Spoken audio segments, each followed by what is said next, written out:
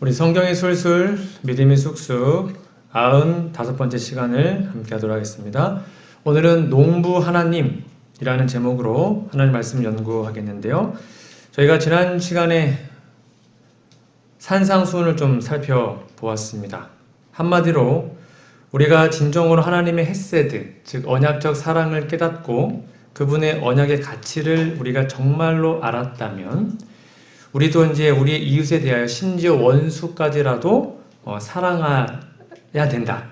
참 쉽지 않지만 그렇게 살아가는 것이 하나님의 나라의 특징이다라고 설명을 드렸고, 그래서 우리 마음속에 용서하는 마음, 서로 보듬어주는 마음이 회복될 때 우리는 비로소 주기도문을 진정으로 하나님께 드릴 수 있다고 말씀드렸습니다. 우리가 우리에게 죄 지은 자를 사하여 준 것 같이 우리 죄를 사하여 달라는 이 고백이 그냥 말로만 하는 고백이 아니라 정말 우리의 경험이 되면 좋겠다라는 의미로 지난 시간에 좀 살펴보았습니다. 여러분, 성경은 하나님의 나라를 세우는 이야기다라고 제가 여러 번 설명을 드렸고요. 그 나라를 회복하기 위해서 하나님께서 인간들과 언약을 맺는 이야기가 성경이라고 설명을 드렸습니다. 저희가 구약을 배울 때는 제가 중요하다고 말씀드렸던 책이 신명기였죠. 구약의 어떤 원칙을 찾으려면 신명기로 가서 신명기의 원칙을 구약을 적용하면서 해석을 해 보았습니다. 이제는 구약 전체를 가지고 신약 성경을 좀 적용하는 법을 좀 살펴보도록 하겠습니다. 예수님 당시에는 하나님의 나라의 세 직분이 중요하다고 했는데요. 왕과 선지자 그리고 제사장이었죠. 근데 약 400년 동안 왕과 선지자는 사실상 없었습니다. 나라를 망했고 선지자는 말라기 이후에 신구약 중간사라고 해서 하나님의 영감이 임하지 않았습니다. 그나마 제사장직만 겨우 명백을 유지하고 있었는데 그것 또한 막 돈으로 사고 팔고 변질된 것이 제사장직이었습니다. 그리고 그 당시에 있었던 많은 율법들이 있었지만 구약에 나와 있는 그 율법의 진정한 본질은 다 사라지고 그냥 껍데기만 남았던 시대였습니다. 예를 들면 신명기에 객과 고아와 과부를 위해서 어떻게 해야 되는지, 또 안식년 희년에 땅을 어떻게 다시 회복시켜 주는지, 안식일 어떻게 지켜야 되는지, 이런 것들이 진짜 핵심, 하나님의 사랑은 다 사라지고 껍데기만 남아서 안식일도 짐이었고 다 힘든 상황이 유대인들의 모습이었죠. 이때 예수님께서 회개해라, 천국에 가까웠다라고 말씀하시면서 첫 번째로 하나님의 나라가 무엇인지, 천국이 무엇인지에 대해서 이제 공생애를 통해서 사람들에게 알려주셨습니다. 여러분, 마가복음 4장 30절에 보면 이런 말씀이 있습니다. 또 이르시되 우리가 하나님의 나라를 어떻게 비교하며 또 무슨 비유로 나타낼까? 거듭 말하지만 사복음서에서는 하나님의 나라, 천국이 어떤 것인지 잘 설명되어 있고 우리가 잘 알아야 합니다. 왜냐하면 성경은 하나님의 나라가 회복되는 이야기이기 때문입니다. 근데 그 나라 우리가 들어가야 되는데요. 우리가 하나님 나라에 다 가야 되잖아요. 천국에. 근데 그 나라가 어떤 곳인지 또 어떤 특징을 갖는지를 알아야 우리가 거기에 들어가겠죠. 성경은 말하기를 하나님의 나라가 도대체 어떤 곳이냐? 뭘로 설명했냐면 비유로 설명을 합니다. 그래서 마태복음 13장에 보면 참 비유가 많이 나오지 않습니까? 뭐 감추인 보화의 비유, 뭐 값진 진주, 뭐 등등등 쭉 나오지 않습니까? 그래서 마태복음 13장에는 소위 천국 비유가 나오는데요. 영감의 글입니다. 예수님께서 갈릴리 바닷가에서 잘 아는 예증으로 그분의 당신의 나라의 성질과 그 나라가 건설되는 방법, 즉 천국이죠. 그것에 대하여 백성들에게 다시 설명하시면서 최초의 비유를 말씀하셨다. 예수께서는 자신의 사업을 씨 뿌리는 자의 일에 비유하셨고 당신 나라의 성장을 겨자씨의 생장과 가루 서말 속에 넣은 누룩의 영양에 비유하셨다. 이제 몇 시간 동안에는 이러한 비유를 통해서 하나님의 나라의 특징을 좀 살펴보도록 하겠습니다. 오늘은 그 첫 번째 시간으로 여러분 마태복음 20장을 함께 펴서 좀 말씀을 나누도록 하겠습니다. 마태복음 20장에 나와 있는 비유는 여러분 잘 아시는 어떤 비유냐면 품꾼의 비유라고 설명이 되어 있습니다. 제가 여기다가 어떤 비유라고 적어왔냐면 포도원 주인의 비유라고 좀 제목을 바꾸어 보았습니다. 여기 보면 천국은 마치 품꾼을 얻어 포도원에 들여보내려고 이른 아침에 나간 집 주인과 같다. 이렇게 설명합니다. 여기 보니까 천국이 어떤 장소가 아니었죠? 천국의 장소의 개념이 아니라 천국의 성질, 천국의 특징이 뭐냐면 이 집 주인과 같다는 것입니다. 그래서 엄밀히 말하면 이거는 품꾼의 비유가 아니고요. 포도원 주인의 비유입니다. 도대체 포도원 주인이 어떤 분인지를 알아야 합니다. 그리고 그 분이 곧 천국이기 때문이에요. 그러니까 그 분처럼 우리가 그분을 닮아가고 그분을 사랑해야 천국에 갈 수 있는 거죠. 이 비유의 마태는 천국, 즉 하나님의 나라의 품꾼을 얻어서 포도원에 들여보내려고 하는 그 집주인을 좀 조명하고 있습니다. 여기 사복음서에 나오는 비유들은 대부분 천국, 즉 하나님의 나라에 대해서 자세히 풀어서 설명해주고 있는데요. 성경의 언약적 관계 설명드렸습니다. 뭐 아버지와 아들, 뭐 목자와 양 같은 그런 다 관계적인 건데 여기는 포도원의 주인과 포도원의 관계로 또 품꾼으로 우리의 삶을 좀 살펴보도록 하겠습니다. 여기에 거듭 말하지만 이미지를 좀 여러분들이 기억하셔야 되는데요. 천국은 하나님의 나라의 이미지를 이해하시면 되고 여기 집이 나오면 성경 읽으시다가 집은 하나님의 나라와 언약을 맺은 것으로 이해하시면 되고요. 여기 주인이 나옵니다. 이 주인은 바로 언약주, 하나님을 말하고 있고 여기에 품꾼은 언약종, 우리들을 말하고 있어요. 이렇게 이 단어들을 보시면 이것이 이미지화되어서 성경절이 떠오르시면 좋겠습니다. 자, 이제 품꾼 이야기, 집주인 이야기 좀 해보겠습니다. 이 비유 여러분 다 아시는 이야기니까 좀 간단히 좀 해볼게요. 이 주인이 어느 날 이제 품꾼을 사러 장터에 이른 아침에 가게 됩니다. 그때 성경 표현대로 하면 우리 시간을 바꾸면 아침 6시입니다. 일찍 장터에 가서 이제 인부들을 좀 보려고 갔는데 보통 이 주인은 상식적이라면 그날 할 일이 무엇인지 다 파악했겠죠? 그렇죠? 그리고 몇 명 필요한지 알까요? 모를까요? 알아요. 그러니까 오늘은 5명 뭐 풀을 베고 뭐하고 보면 10명 뭐 이렇게 본인이 계획을 하고 가지 않겠습니까? 갔더니 새벽 6시니까 어떤 사람이 나왔을까요? 부지런하고 그렇죠? 좀 싱싱하고 그런 사람들이 쫙 나와 있는 것입니다. 근데 사람이 너무 많아요. 내가 오늘 필요한 건 예를 들면 10명밖에 없는데 다 뽑을 수가 없잖아요. 그러면 어떤 사람 뽑을까요? 힘센 사람, 힘 약한 사람, 일 잘하는 사람, 일 못하는 사람. 우리 일반적 상식은 어떤 사람 뽑습니까? 그래서 이왕이면 일 잘하고 좀 똘똘하고 좀 빠릿빠릿하고 좀 젊고 그렇죠? 그런 사람들을 뽑았을 거 아닙니까? 아마 이 품꾼 처음에는 그렇게 뽑았던 것 같아요. 이렇게 딱 뽑아서 새벽 6시에 데리고 자기 밭에 가서 일을 시킵니다. 그러면 이 원래 주인은 역할이 끝난 거죠. 근데 갑자기 주인이 3시간 뒤에 9시에 다시 어디를 가요? 또 나가요, 장터로. 갔더니 또 사람들이 막 서성거리고 있어요. 오케이, 내가 오늘 일 시켜줄 테니까 우리 포도원으로 와라. 이 일꾼 필요 있어요? 필요 없어요? 필요 없는 거예요. 이미 다 뽑았거든요. 근데 또 나가는 겁니다. 그리고 또 데리고 왔어요. 그러다가 또 한참 있다가 12시에 이 집주인이 또 나가는 것입니다. 그러니까 이 주인의 신실한 종이었던 사람이 아니 주인 자꾸 어디 가십니까? 나 지금 장터에 간다. 아니 지금 일꾼들 나만 돌아요. 가지 마세요. 나 그래도 가야 된다. 하고 12시에 또 나가는 것입니다. 12시에 갔더니 사람들이 또 있어요? 없어요? 또 있어요. 그래서 또 10명도 데리고 옵니다. 여기서 끝나지 않습니다. 그리고 3시간 뒤에 오후 3시에 또 나갑니다. 장터에 갔더니 또 있는 거예요. 너 왜 놀고 있냐? 우리를 데리고 가는 사람이 없습니다. 그러니까 지금 시간이 지날수록 좀 일 잘하는 사람이 남을까요? 아니면 좀 일 못하는 사람이 남을까요? 아무도 안 데려가는 사람. 그렇죠? 연약하고 또는 약간의 좀 문제가 있고 또 그런 분들 다 남아있으니까 아무도 안 데려가. 근데 3시에 와가지고 또 데려가는 것입니까? 여기서 끝나지 않습니다. 그리고는요 6시 일이 끝나거든요. 1시간 전에 오후 5시에 주인이 어떻게 해요? 또 나가요. 또 나가서 너 뭐하냐? 와라 하고는 1시간 남았는데 다 데리고 와요.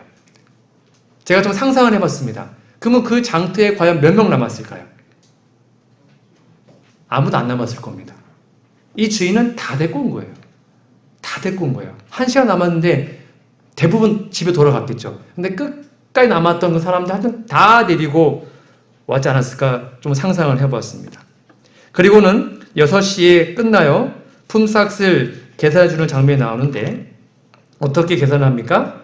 다시 한번 오늘 주인의 이 모습을 보도록 하겠습니다. 마태복음 20장 1절 잘 보세요. 이 주인이 곧 뭐라고요? 천국이에요. 천국이 어떤 곳이냐면 이 집 주인과 같대요. 포도원 주인과 같대요. 이 포도원 주인이 어떻게 했습니까? 늦게 온 사람부터 얼마씩 줘요? 한 데나리온. 그게 하루 품삯이거든요. 그러니까 6시에 온 사람도 한 데나리온, 또 1시간밖에 안 한 오후 5시에 온 사람도 한 데나리온을 주인이 줍니다. 그러니까 늦게 온 사람은 너무 감사한 거예요. 나는 돈 받을 마음이 없는데 그냥 일만 너무 감사한데 주고, 처음 온 사람들은 열받아요, 열 안 받아요? 열이 받죠. 나는 하루 종일 고생했는데 똑같이 준 거예요. 여러분, 그때 이 주인의 마음은 과연 어떠한 마음이었을까요? 한 데나리온은 여러분 아시는 것처럼 그 당시 하루 품삯이라고 합니다. 그 당시에 한 데나리온은 한 4명에서 6명의 식구가 하루 3끼를 그냥 입에 풀칠할 만큼 먹을 수 있는 금액이었다고 합니다. 그러니까 한 데나리온을 받으면 이 사람은 집에 돌아가기 전에 음식을 사가지고 집에 가면 그 다음날 하루를 먹는 거예요. 그렇게 일용직으로 하루하루 살아가는 사람이었죠. 지금 이 포도밭 주인의 관심은 비즈니스가 아닙니다. 부려먹어가지고 어떻게 해서든 노동을 착취해가지고 자기 포도를 막 불리고 이런 개념이 없어요. 그렇죠? 그게 아니라 손해보더라도 어떻게 한 거예요? 어떻게 해서든지 일을 시키고 어떻게 해서든지 돈을 주려고, 네, 그런 마음을 가진 사람이 이 주인이었습니다. 왜 이 사람이 이렇게 했냐면 새벽 6시에 처음으로 10명을 데리고 왔는데 딱 돌아갈 때 자신을 쳐다봤던 그 불쌍하고 정말 그 염원하는 눈길을 이 주인은 본 것입니다. 전 노가다를 한 번도 해보지 않았지만 이게 새벽 4시에 남구로 인력 시장이라고 합니다. 여러분, 새벽 4시에 이렇게 많은 사람들이 하루 일을 하려고 나온답니다. 여기에 다 불려가지 않습니다. 네, 나가도 보통 50살 넘으면 아예 써주지도 않고요. 그렇죠? 이왕이면 대학생들, 젊은 사람들을 위주로 다 쓰죠. 처음에 주인도 이랬다는 거예요. 그랬더니 그 못 뽑힌 사람들이 얼마나 불쌍해. 얼마나 간절한 마음 쳐다보고 있겠어. 나도 좀 데려가면 좋겠다. 나도 일 잘하는데. 내가 비록 좀 나이는 많지만 내가 아직 열정이 있는데. 막 그렇게 생각했을 거 아니에요? 그 주인이 자신의 등 뒤를 보고 있었던 그 애절함, 그 사람들이 자꾸 눈에 밟히는 거예요. 그러니까 9시에 또 나가고, 12시에 또 나가고, 오후 3시에 또 나가고, 5시에 또 나가고. 너무너무 이 사람들이 안타까운 것이죠. 이게 뉴스 헤드라인이었습니다. 코로나 한창 심할 때 어제도 일감이 없어서 빈손으로. 한 가정의 가장인데 코로나 때문에 직장도 힘들어지고 했을 때 인력시장에 갔는데 그거마저도 못하는 거예요. 그렇게 하루 허탕치고 가는 사람들을 어떤 사람이 기사가 찍어서 이렇게 올린 걸 보게 되었습니다. 시간이 흐를수록 일할 만한 능력이 점점점 없어진 사람들이 남아있을 겁니다. 그래서 오후에는 정말로 힘 약하고 능력 없는 사람들이 대부분 남아있었을 거예요. 아무도 안 데려가는 사람들. 그런데 마지막 5시까지 이 주인은 거기 남은 사람을 다 데려갑니다. 주인이 손해가 막심해요. 그래도 어떻게 해요? 다 데려가요. 주인의 마음속에는 그 헤세드 사랑, 그 놀라운 사랑이 있었거든요. 불쌍한 거예요. 다 데려갑니다. 이 마음이 곧 집 주인의 마음입니다. 집 주인의 마음속에는 사랑이 끊임없이 솟아나는 사람이었어요. 그래서 늦게 온 사람부터 한 데나리온씩, 원래 가치가 없어요. 1시간밖에 일 안 했는데 똑같이 한 데나리온을 줘요. 그리고 처음부터 한까지 다 그것을 줍니다. 영감의 글입니다. 집 주인이 자기 포도원에서 일한 일꾼들을 취급한 방법은 하나님께서 인류를 취급하시는 방법을 나타낸다. 이게 천국이라는 거예요. 이 방법은 한가지 널리 퍼져 있는 사람들의 관습과는 달랐다. 이 세상 사업에서는 일한 분량에 따라 보수를 준다. 그것도 열심히 하면 열심히 한 대로 주는 거예요. 세상 법이죠. 품꾼들도 자기가 일한 만큼의 삭슬 받을 줄로 기대한다. 그러나 이 비유에서 그리스도께서는 이 세상 나라가 아닌 당신의 나라의 원칙을 설명하고 계셨다. 쉽게 얘기하면 1시간밖에 일 안 했는데 똑같이 누군가 받았단 말이에요. 근데 그게 내가 열받아. 그러면 그 열받은 사람들은 하늘에 갈 수 없다는 거예요. 천국은 그런 거지 안 하는 거예요. 내가 하루 종일 일을 해도 이 사람이 1시간밖에 일 안 해도 그래 힘드니까 다 같이 해피 감사해 이런 마음을 가진 게 천국이라고요. 그러니까 세상 나라와 전혀 다른 것입니다. 그리스도께서는 어떤 사람의 기준의 지배도 받지 않으신다. 주님께서는 내 생각은 너의 생각과 다르다. 내 길은 너의 길과 달라서 하늘이 땅보다 높음 같이 내 길은 너의 길보다 높으며 내 생각은 너의 생각보다 높으니라. 그러니까 내 생각에는 난 하루 종일 일했는데 왜 난 더 주지 않지? 그게 당연한 거지만 하나님 나라의 원칙은 아니라는 것입니다. 은혜이기 때문에 1시간 일을 하건 하루 종일 일을 하건 하나님은 똑같이 한 데나리온을 주신 거죠. 이 주인은 약속을 지키는 사람이었습니다. 그리고 언약을 지키는 사람으로 나옵니다. 그리고 이 주인은 그 마음속에 정말 그 사랑이 무궁한 존재로 표현되어 있죠. 여러분 이 일이 있은 다음에 그 다음날 또 일용직이니까 주인이 갔다고 한다면 이제 어떤 사람이 정말 열심히 이 포도원 일할까요? 새벽 6시에 온 사람이요? 아니면 오후 5시, 오후 3시에 온 사람이요? 늦게 온 사람이요. 이 사람은 주인의 그 은혜를 먼저 경험했죠. 야, 그러면 그 다음날 놀까요? 아니에요. 몸이 부서져라 일할 겁니다. 시키지 않아도 너무 감사하니까 정말 그런 마음으로 일할 거예요. 그게 바로 진정한 천국에 가는 사람들의 모습이라는 거예요. 남들과 비교하지 않고 하나님의 은혜가 너무 커서 그 하나님의 사랑 때문에 감사해서 정말 최선을 다하여 봉사하는 사람이 되는 거죠. 그 사랑을 뭐 하면요? 경험하면 그렇게 되는 것입니다.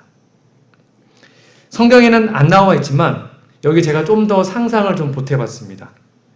여러분 이 주인이 6시가 다 끝난 다음에 품삯 다 나눠주고 또 어디론가 나갔습니다. 도대체 어디에 갔을까요? 이 당시에 이 품꾼은 이 일꾼들은 한 가정의 가장이었습니다. 그 가장 아버지가 돈을 벌어오면 그거 갖고 하루를 먹고 사는 거예요. 여러분 그런데 이 주인의 머릿속에는 우리 주변에 아빠가 없는 즉 남편이 없는 과부들 고아들이 얼마나 많은가 갑자기 생각이 난 거예요. 그래서 6시 이후에 밖으로 막 뛰쳐나갑니다. 즉 한 가장이 있으면 그나마 밥을 얻어먹고 살 수 있는데 아버지도 없고 남편 없는 집이 많이 있다면 이 사람들은 밥 벌어 먹을 수 있는 방법이 없잖아요. 그래서 이 주인이 다 품삯 나눠주고 나가게 됩니다. 그러면서 이 선교절이 떠올랐을 것 같아요. 신명기 14장 29절 너희 중에 분깃이나 기업이 없는 레위인과 내 성중에 거류하는 객과 및 고아와 과부, 이 객은 손님입니다. 손님 대접을 잘해야 되거든요. 손님과 고아와 과부들이 와서 먹고 배부르게 하라. 그리하면 내 하나님 여호와께서 내 손하는 범사에 내게 복을 주시리라. 그러니까 나간 거예요. 과부, 고아, 야 우리 포도원 와서 마음껏 먹어. 괜찮아. 왜요? 그렇게 하러 나와 있으니까 성경에. 그렇죠? 객과 고아, 과부를 다 데리고 온 것입니다. 우리 집에 포도원에 많이 있거든. 마음껏 딱 먹어. 그리고 또 이어서 볼까요? 이렇게 써 있습니다. 내 이웃의 포도원에 들어갈 때에는 마음대로 그 포도를 배불리 먹어도 돼요. 법적으로 상관없어요. 그러나 그걸 그릇에 담으면 안 됩니다. 내 이웃의 곡식밭에 들어갈 때는 내가 손으로 그 이삭을 따먹어도 돼요. 그러나 내 이웃의 곡식밭에 낫을 대지는 말지니라. 그러니까 누구는요, 저 그랬을 것 같아요. 이렇게 아무 집에 들어가서 먹는 게 참 부끄럽지 않습니까? 그럴 수 있거든요. 어떤 사람들은 이게 합법이어도 괜히 미안하고 부끄러울 수 있단 말이에요. 그래서 못 들어가는 거예요. 그런 사람도 있었겠죠? 그러니까 이 주인이 먼저 나오는 거예요. 괜찮아. 우리 포도원에 와. 우리 곡식밭에 와가지고 마음껏 따먹고 마음껏 가져가. 그렇게 고아와 과부와 손님들을 초청했을 것 같아요. 말씀의 근거에 상상해보면. 비유 나오진 않지만. 이것이 바로 천국으로 비유된 집주인의 모습입니다. 그리고 이러한 집주인이 정말로 우리가 느끼기에 참 좋아 보이고 사랑스럽고 정말 멋지게 보인다면 우리는 천국에 들어갈 백성이 되는 것입니다. 근데 이 집주인이 우리가 이해가 안 된다면 우리는 천국 백성과 거리가 멀겠죠. 오늘 하루를 굶은 사람들 다 나의 포도원에 와서 배를 채우십시오. 만약 이렇게 주인이 맨날 하면 이 포도원이 잘 될까요? 망할까요? 아마 망했을 겁니다. 낭비된 사랑, 파산한 사랑. 10명 필요한데 100명 데리고 와서 막 한 대씩 다 주죠. 나와가지고 막 고아, 과부 다 데리고 오죠. 그런데 하나님의 사랑은 끝이 없거든요. 하나님의 사랑은 영원하거든요. 그래서 하나님은 우리에게 마음껏 그분의 사랑을 퍼주어도 고갈되지 않아요. 이게 천국이에요. 이게 천국이고 이러한 천국을 진심으로 우리가 원하고 가고자 한다면 우리도 하나님으로부터 그러한 사랑을 받아서 우리도 똑같이 이렇게 다른 사람들을 어떻게 해요? 끊임없이 사랑하는 사람이 될 때 비로소 천국에 가는 것입니다. 아무나 가는 게 아니에요. 천국은 집주인과 같습니다. 포도원의 집주인이 천국이에요. 천국은 어떤 장소가 아닙니다. 천국은 하나님이십니다. 그 하나님을 개인적으로 만나고 그 하나님과 같은 품성을 우리가 소유할 때 이곳이 천국이 되는 것이죠. 그렇죠? 우리의 가정이, 우리의 교회가 먼저 천국이 되지 않으면 천국은 우리에게 소원합니다. 불가능해요. 갈 수 없어요. 장소가 아니거든요. 그런데 이 포도원 주인이 그렇게 해서 그 포도밭을 짓더니요, 갑자기 좀 이상한 행동을 하게 됩니다. 누가복음 13장으로 가볼까요? 누가복음 13장에도 보면 똑같은 포도원 이야기가 나오는데요. 이에 비유로 말씀하시되 한 사람이 포도원에 무화과 나무를 심은 것이 있더니 와서 그 열매를 구하였으나 얻지 못한지라. 여러분 좀 이거 이상하지 않습니까? 포도원에 어떤 나무를 심어야 정상이에요? 포도원에 포도나무를 심어야 되잖아요. 근데 이 사람은요, 포도원에 뭘 심었대요? 무화과 나무를 심었답니다. 그리고는 열매를 구했는데 얻지 못했대요. 여러분, 이 당시에 포도가 더 가치가 있을까요? 무화과가 가치가 있을까요? 포도가 5배가 가치가 있습니다. 무화과보다. 포도는 1년에 한 번밖에 안 따지만 무화과는 1년에 5번 따거든요. 근데 무화과가 워낙 값이 싸기 때문에 1년에 한 번 따는 포도보다 무화과가 더 가격이 떨어져요. 그러니까 포도가 더 가치 있는 거예요. 근데 그 포도를 안 하고 갑자기 포도밭에다가 뭘 심어요? 무화과를 심습니다. 그러니까 무화과를 심는 순간 이 주인은 적자를 보기 시작합니다. 왜요? 가치가 없으니까. 그나마 열매를 잘 맺으면 다행인데 이 무화과가 열매를 맺어요? 못 맺어요? 열매가 없어요. 13절 7절 포도원 지기에게 이르되 내가 3년을 와서 이 무화과 나무에게 열매를 구하되 얻지 못하니 드디어 찍어버리라. 어디 땅만 버리게 하겠느냐라고 말을 해요. 여러분 이 비유를 우리가 이해할 때 꼭 기억해야 될 것은 뭐냐면 신약 시대에는요 가장 귀중하게 생각하는 게 뭐냐면 명예였습니다. 돈이나 권력이 아니라 명예가 그들에게 정말로 귀하게 여겼던 하나의 가치였는데요. 쉽게 말하면 어떤 사람이 어떨 때 가장 명예로웠냐면 농부가 가장 명예로울 때가 언제입니까? 농사가 잘 될 때입니다. 어부가 가장 명예로울 때는 고기를 잘 잡을 때거든요. 목수가 가장 명예로울 때는 집을 잘 지을 때거든요. 그러니까 이 농부는 농부인데 포도원 지기인데 거기에다가 무화과를 심었단 말이에요. 그러면 좀 잘 자라줘야 이렇게 좀 이렇게 명예가 올라가는데 열매가 있어요, 없어요? 없어요. 3년 동안 하나도 없어요. 그러니까 어떻게 하라 그래요? 찍어버리라. 땅만 버리게 하냐. 이렇게 얘기를 하게 됐죠. 여러분, 이 말씀 좀 이해하려면 레위기 19장을 좀 살펴보셔야 되는데요. 레위기 19장 이런 말씀이 있습니다. 너희가 그 땅에 들어가 각종 과목을 심거든 그 열매는 아직 할례 받지 못한 것으로 여기되, 그러니까 이제 땅에 들어가면 나무를 심었을 때 규례입니다. 3년 동안 너희는 그것을 할례 받지 못한 것으로 여겨 먹지 말 것이요. 3년 동안 열매 맺혀도 먹으면 안 돼요. 3년 동안은. 그 다음에 넷째 해에는 그 모든 것이 과실이 거룩하니 여호와께 드려 찬송할 것이고 다 하나님께 드리는 거고요. 그 다음에 다섯째 해에는 그 열매를 먹을지니 그리하면 너희에게 그 소산이 풍성하다라고 말을 합니다. 그러니까 처음에 3년 동안은 이게 열매가 맺혔어도 먹으면 안 돼요. 그쵸? 할례 못 받았으니까. 그리고 다섯째 해부터 먹어야 되는 것입니다. 뭔가 심었을 때.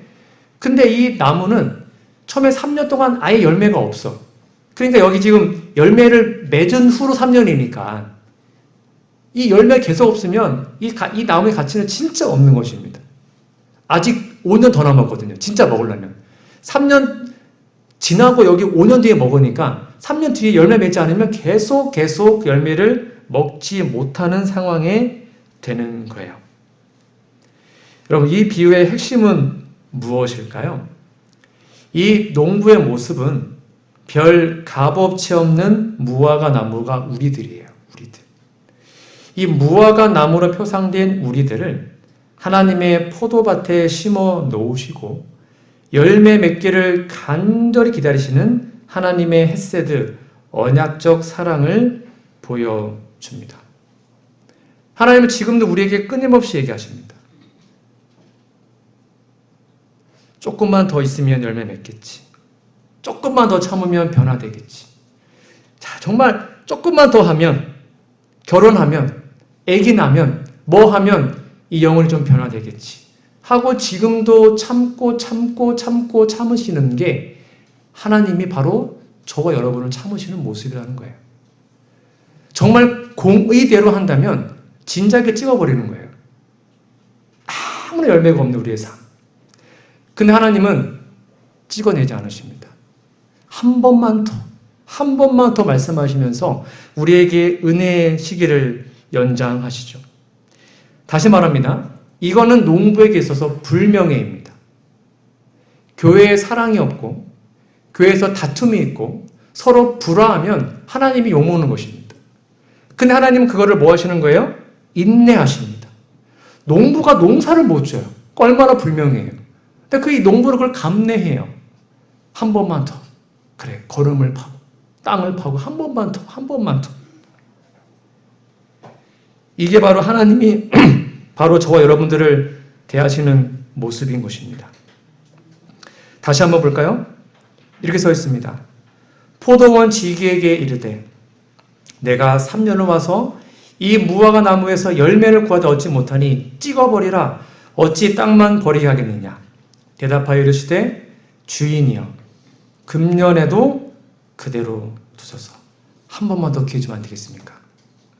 내가 두루 파고 걸음을 줄이니 이후에 만일 열매가 열면 좋거니와 그렇지 않으면 찍어버리소서 하였다 하시니라. 여기에 포도원 지기가 나옵니다. 이 포도원 지기는 누구실까요? 예수님이십니다. 우리 위해서 지금도 지성소에서 중보하시는 예수님.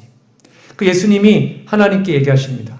하나님, 이 불쌍한 영혼 올해 한 번만 금년에 좀 그래 주십시오. 한 번만 더 기회 주십시오. 한 번만 더. 그렇게 끊임없이 우리들에게 기회를 주시고 우리가 열매 맺도록 도와주시는 그 하나님. 여기 포도원 지기는 예수님이시고요. 이 주인은 하나님이시고, 그리고 9절의 이 열매가 뭐냐면 첫 열매잖아요. 이거는 성령님을 표상합니다. 자, 그 옆에다가 로마서 8장 23절 적어 놓으세요. 9절에다가 로마서 8장 23절을 적어 놓으시면 되겠습니다. 자, 로마서 8장 23절에 보시면 그뿐 아니라 또한 우리 곧 성령의 처음 익은 열매를 받은 우리까지도 이렇게 써 있죠. 이 부분을 좀 더 직역을 하게 되면 이 부분의 헬라어는요, 또한 성령 자체가 처음 열매요라고 해석할 수 있습니다. 그러니까 우리의 삶에 맺히는 첫 번째 열매가 뭐냐면 그게 그 유명한 성령의 열매거든요. 그러니까 우리의 삶의 첫 열매는 성령의 열매입니다. 그 열매가 맺혀야 되는 것이죠. 그 성령의 열매가 맺히기 위해서 그 포도원 지기가 뭐 하는 거예요? 걸음을 주고 땀을 파고 한 번 더 기회를 주십시오. 우리 위해 중보하시고 우리 위해서 어떻게 해서 우리를 변화시키기 위해서 우리를 구원하기 위해서 하시는 그 예수님의 모습을 우리는 봐야 하는 것이죠. 주인과 포도원지기, 언약주와 언약종 예수님, 그리고 성령께서 그 삼위일체 하나님께서 바로 우리를 살리기 위해서 우리의 삶의 열매가 맺히게 하기 위해서 지금도 우리에게 끊임없이 호소하고 계시는 겁니다. 영감의 글입니다. 우리의 성화는 우리의 변화죠. 진정한 변화. 아버지와 아들과 성령의 일이다. 그것은 성부와 성자와 성령과 하나 되기 위하여 자신들을 하나님께 묶어놓은 사람들과 하나님이 맺은 언약의 성취다. 그대를 거듭났는가? 그대는 그리스도 안에서 새로운 피조물이 되었는가? 그렇다면 그대를 위하여 일하고 계신 하나님의 크신 새 능력자들과 협력하라. 그런데 이 나무는 현재 불임 상태입니다. 열매를 못 맺어요. 우리의 모습 같지 않습니까? 목사이지만 수시는 교회 다녔지만 내 삶에 정말 성령 열매가 열려 있는지요? 정말 사랑하고 용서하고 화목하고 정말 그런 아름다운 열매가 우리 삶에 있는지요? 이 열매 없는 무화과 나무는 오늘날 열매 없는 우리들의 삶을 너무나도 적나라하게 표상합니다. 그런데 이 주인, 그 주인에게 이 포도원 지기가 얘기하는 거예요. 주인님, 이 나무는 잘못이 없어요. 제가 걸음을 좀 덜 준 것 같아요. 제가 더 걸음을 주고 제가 더 잡초를 뽑고 제가 더 열심히 해서 이 열매 맺게 하겠습니다. 그렇게 예수님이 지금도 우리 위해서 중보하고 계시는 겁니다. 금년에도 한 번만 더 기회를 주십시오. 제가 시골의 어느 작은 곳에서 목회를 할 때 단독이었습니다.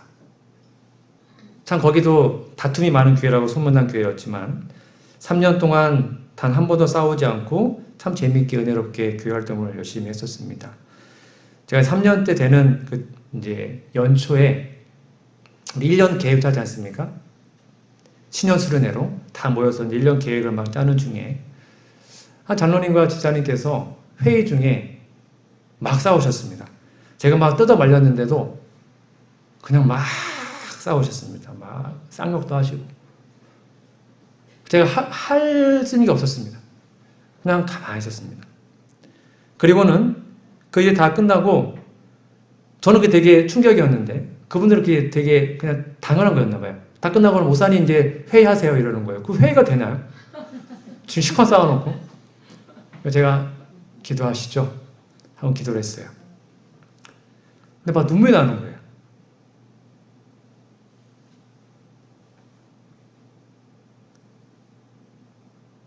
너무 마음이 아픈 거예요.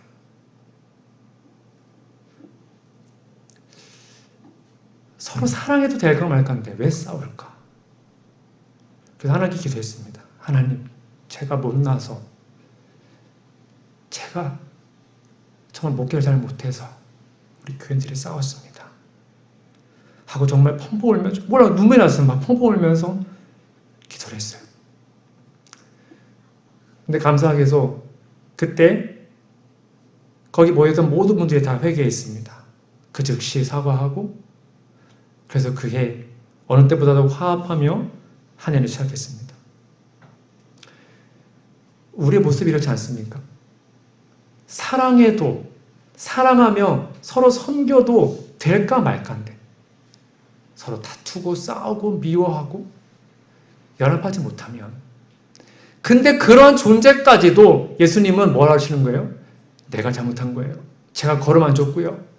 제가 금년에 한 번만 더 기회 주시면 제가 두루 걸음을 파가지고 열매 맺게 하겠습니다. 라고 지금도 우리의 중보하시는 그 예수님을 우리가 좀 만났으면 좋겠습니다. 영감의 글입니다. 무가지만 자들이요? 그대들은 주의 포도원에 열매 없는 나무가 아닌가. 운명을 결정하는 말이 오래지 않아 그대를 향하여 선고되고 있지 않겠는가. 그대는 얼마나 오랫동안 하나님의 선물을 받아왔는가. 또 주께서는 얼마나 오랫동안 그대의 사랑의 보답을 바라고 기다려오셨는가. 하나님의 포도원에 심겨지고 포도원 지기에 주인 깊은 돌봄을 받아온 그대의 특권은 얼마나 놀라운 것인가. 얼마나 자주 부드러운 복음의 기별이 그대의 마음에 감동을 주었는가. 그대는 그리스도의 이름을 지니고 있으며 외적으로는 예수의 몸된 교회의 일원이지만 오히려 크신 사랑의 마음과는 연결되어 있지 않은 자이다. 그리스도의 생명의 조류가 그대를 통해 흐르지 않고 있다. 그리스도의 품성의 아름다운 덕성인 성령의 열매가 그대의 생애에서 보이지 않는다. 그대는 아마 희미하게나마 그대가 땅만 못쓰게 하는 자임을 알고 있을 것이다. 그러나 하나님께서는 몹시 자비로우시기 때문에 아직 그대를 찍어버리지 않고 계신다. 그는 그대를 냉정한 눈으로 보시지 않으신다. 그는 무관심하게 그대에게서 돌아서지 아니하시며 그대가 죽도록 내버려 두지도 아니하신다. 그분은 그대를 바라보시며 수백 년 전에 이스라엘 백성을 향해 외치시던 그 말씀, 에브라임이여 내가 어찌 너를 놓겠느냐? 이스라엘이여 내가 어찌 너를 버리겠느냐? 내가 나의 맹렬한 직노를 바라지 아니하며 내가 다시는 에브라임을 멸하지 아니하리니 이는 내가 사람이 아니요 하나님입니다. 라는 말씀을 외치신다. 긍휼이 많으신 구주께서는 금년에도 그대로 두소서 내가 두릅하고 걸음을 주겠나이다 라고 그대를 위하여 대언하시고 계시다. 성령의 역사에 반응을 나타내지 않는 사람은 점점 완고해져서 마침내는 성령의 감화를 전혀 감지할 수 없게 된다. 바로 그렇게 되었을 때 찍어버리라 어찌 땅만 버리냐는 선고가 내려진다. 주께서 오늘 그대를 부르신다. 이스라엘아 내 하나님 여호와께로 돌아오라. 내가 저희의 패역을 고치고 즐거이 저희를 사랑하리니 내가 이스라엘에게 이슬과 같으리니 저가 백합과 같이 피겠고 레바논 백합과 같이 뿌리가 박힐 것이라. 그 그늘 아래 거하는 자가 돌아올지라. 저희는 곡식같이 소송할 것이며 포도나무같이 꽃이 필 것이며 그 다음에 너무 아름답지 않습니까? 내가 나로 말미암아 열매를 얻으리라. 아멘. 하나님은 지금도 우리에게 이렇게 호소하십니다. 아직도 남을 미워하고 시기하고 질투하고 함부로 얘기하고 화내고 예의 없이 굴고 누군가를 판단하고 정죄하고 용서하지 못하고 성령 열매가 전혀 없는 그저 육신 열매만 있는 우리들에게 내가 다시 한번 함께 하겠으니 우리에게 돌아오고 진정한 그 회심의 길로 오라고 우리를 초청하십니다.